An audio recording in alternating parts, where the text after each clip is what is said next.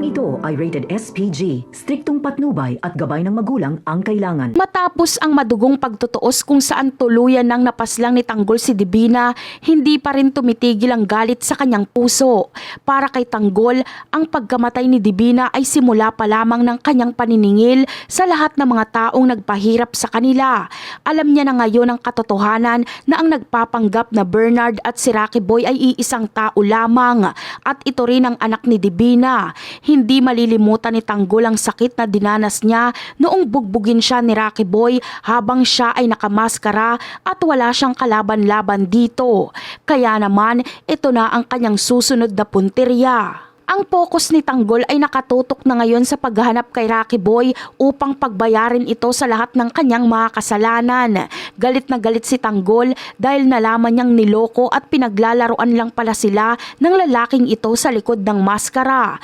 Dahil sa kagustuhang makaganti, maingat na hahanapin nila Tanggol at ng kanyang mga kasama si Rocky Boy upang matiyak na hindi ito makakatakas. Determinado siyang ubusin ang lahat ng may atraso sa kanila at hindi siya papayag na may matira kahit isa sa mga nagtangka sa kanyang buhay. Habang isinasagawa ang paghahunting kay Rocky Boy, mananatiling alerto ang grupo ni Tanggol sa bawat galaw sa paligid.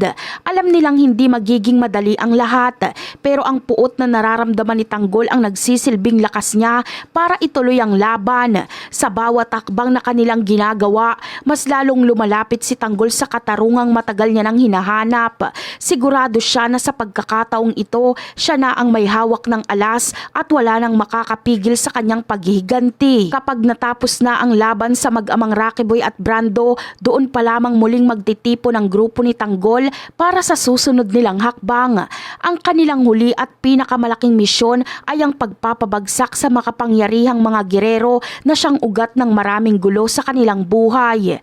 Ngunit bago ang lahat, kailangang masigurado muna ni Tanggol na wala nang sagabal sa kanyang daan. Sa ngayon, ang tanging nasa isip niya ay ang ubusin ang lahat ng mga linta na nakapaligid sa kanya bago harapin ang pinakamalakas na kalaban.